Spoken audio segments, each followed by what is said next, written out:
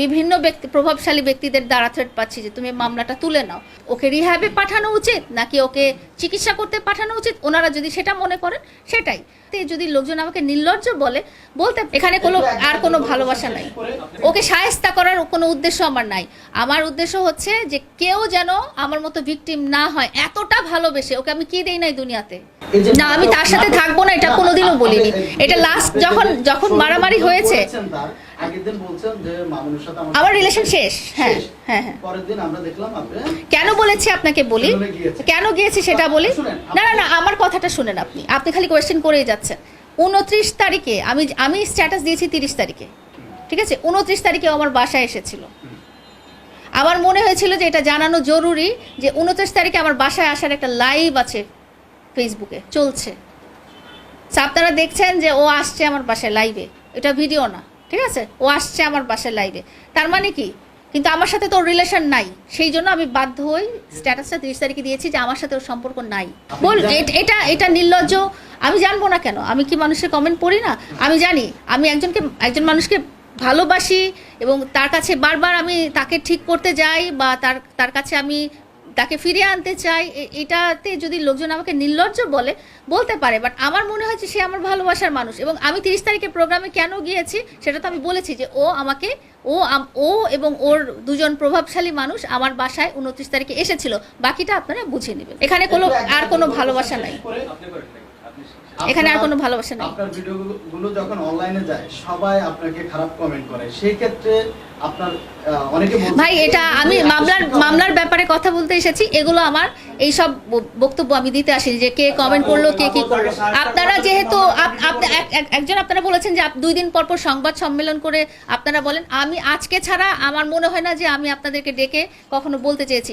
আপনারাই নিজেরা আমাকে মোবাইলে টেক্সট করেছেন, নিজেরা কল করেছেন, সবাই জানতে চাচ্ছেন মামলার ব্যাপারটা, আমাকে ফোন করেছেন, আমার অ্যাসিস্ট্যান্টদেরকে ফোন করেছেন। সেই জন্য আমি ক্ল্যারিফাই করার জন্য আজকে বসছি। এছাড়া আমি আসিনি, না না না, এছাড়া আমি আসিনি। মামলা কন্টিনিউ চলবে, মামলা কন্টিনিউ। এই যে বললাম যে ওকে শায়েস্তা করার কোনো উদ্দেশ্য আমার নাই। আমার উদ্দেশ্য হচ্ছে যে কেউ যেন আমার মতো ভিকটিম না হয়, এতটা ভালোবেসে ওকে আমি কি দেই নাই দুনিয়াতে। আপনারা নিজেরা দেখেছেন ওর পরিবর্তনটা। আমি স্লাইডের ছবি নিয়েছিলাম যে ওর 2021 সালের চেহারা কি ছিল এবং 2024 সালে যে ওর চেহারাটা কি হয়েছে। আপনারা নিজেরা যারা সোশ্যাল মিডিয়াতে আছেন তারা দেখেছেন। এই পরিবর্তনটা করতে কিন্তু আমার যথেষ্ট কষ্ট করতে হয়েছে, যথেষ্ট এফোর্ট দিতে হয়েছে। তারপরে কিন্তু আজকের প্রিন্স মামুন, আপনারা 2021 সালের প্রিন্স মামুনের সাথে 2024 সালের প্রিন্স মামুনকে মিলিয়ে দেখবেন। আমি যদি ওটা সুস্থ করতেই পারতাম তাহলে তো আমার ওই অভিযোগটা করার দরকার ছিল না। আমি চাচ্ছি এটাই, এই যে বললাম যে মামলা কন্টিনিউ হোক এবং আদালত, বিজ্ঞ আদালত ওনারা জানবেন যে এটা আসলে কি হওয়া উচিত, ওকে রিহ্যাবে পাঠানো উচিত নাকি ওকে চিকিৎসা করতে পাঠানো উচিত, ওনারা যদি সেটা মনে করেন সেটাই।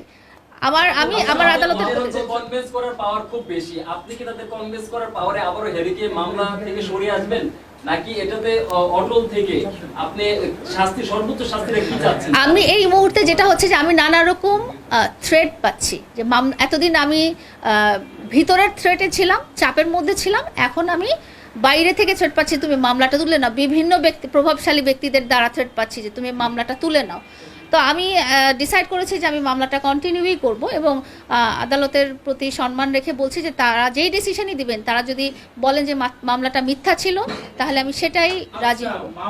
এটা আপনার ধারণা নাই দেখে আপনি বুঝতেছেন, এই জন্য এটাই বললাম।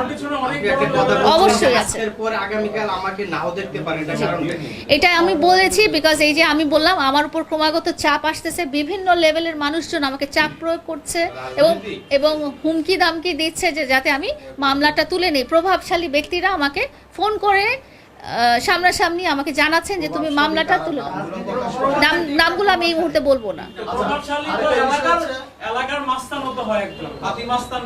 ওই সব ধরনেরই প্রভাবশালী, ছোট বড় সবাই আছে। না, আপনারা এটা বলতে পারেন না, কারণ আমি ডিক্লেয়ারই করেছি ওর সাথে এই মুহূর্তে আমার কোনো সম্পর্ক নাই। তাহলে এখন আর বসে এনে আমি কি করব? কি অধিকারে আপনাকে মারলো সেটা আপনি তার সাথে আপনার সম্পর্ক যেহেতু শেষ হয়ে গেছে, সেই সম্পর্কটা কি ছিল তাহলে কিন্তু ঠিক ক্লিয়ার। এটা আলাদা টপিক, এটা আমি অন্য জিনিসে আপনাদেরকে জানাই। আচ্ছা, আজকে যে ভিডিওগুলো আপনি দেখিয়েছেন সেখানে এখানে আরো ভিডিও আছে। এটা আপনি বোঝাতে- না না, মামুন খুব খারাপ সেটা আমি বুঝাতে চাইনি। আমি দেখিয়েছি যে মামুনের এই অভ্যাসটা আছে।